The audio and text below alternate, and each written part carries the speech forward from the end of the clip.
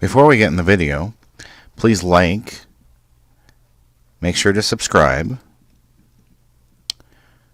turn on your notifications, go ahead and leave a comment below,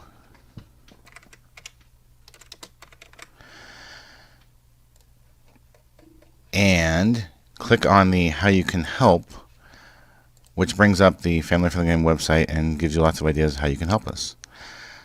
Thank you. Hey everybody, Paul Berry, Family Friendly Gaming. This is FFG Reacts to the recent news of Activision. If you're not up to speed on what's going on with Activision, Activision recently laid off 800 employees, and they had actually turned a profit the previous year. They had made some money, not a whole lot of money. They had, lost quite a bit, but they had actually made some. They're 7 point something billion in sales. They only made 1 point something billion in profit. CEO got $15 million, and 800 workers were let go. Things like they're not doing any Guitar Hero games anymore, so let's get rid of that department. They don't have the Skylanders department anymore to absorb people, so that's kind of the excuses they use. It was 8% of their workforce, and you have a lot of the other gaming media sites, the kind of the radicalized far leftists who are like, we need to unionize. This is more proof that the video games need to unionize. They can just throw anyone out the door whenever they want. I'm gonna give my opinion on that in a minute. I was in a union before, and I've actually been, retrospective or reflective on that. I've also been in corporate America many times. So as much as I would love for this, Family Friendly Game to be full-time, it's not. It never has been. I've always had to have a day job to pay the bills, and that's just kind of part of life. That's one of the things that I've pointed out, that, even though these extremely wealthy video game companies are making all of this money, they're just raking all this money. CEOs like the Activision one got $15 million bonus, and they sometimes go out there and they spew propaganda, and then Wall Street's like, wait a minute, what you said and what happened ain't exactly similar.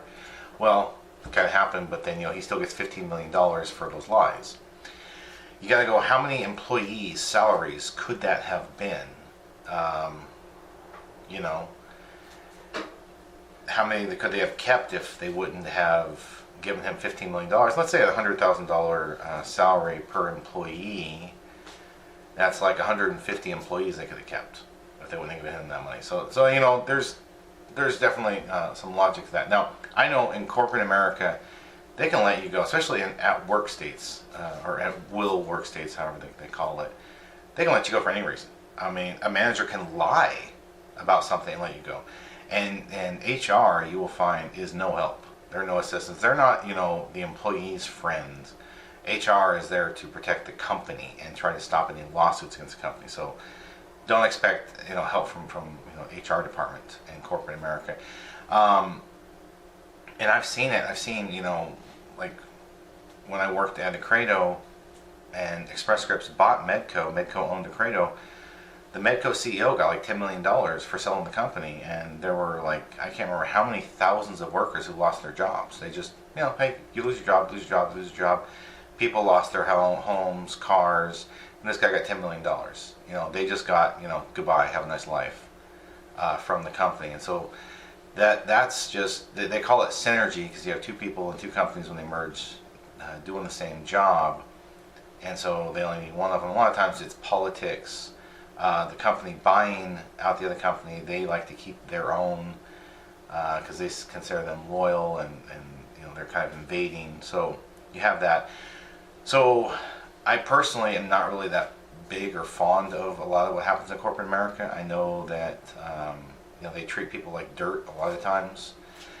So when I was in a union, I really despised the union being so radicalized, far leftist, taking your money to go promote campaigns and to support candidates that I completely disagreed with, who were trying to destroy America and make America worse.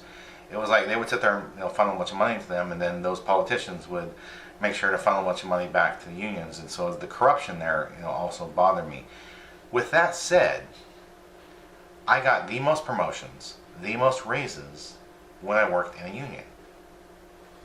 I had stability because the only way they could let go of me is if I had messed up 3 times in 6 months and been written up and the union was present. On top of that,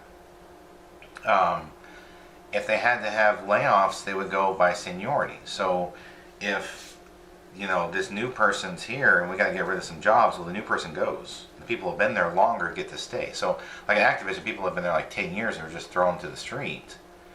And, it's kind of messed up after they had shown the company all that loyalty, and the company has no loyalty in return. At least on the union structure, it's better. So I can definitely see the argument for it, even though I understand that there are some, really nasty piranha teeth that come with being part of a union, and how radicalized they are on the extreme left. And they don't really celebrate diversity, especially not, Christians or conservatives. They're, bad about that in the unions.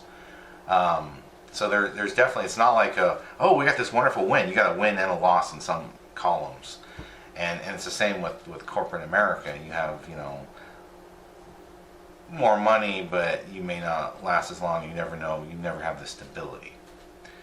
That's all my thoughts on, the Activision recent news. I thank everyone for watching. Hope you have a wonderful rest of your day.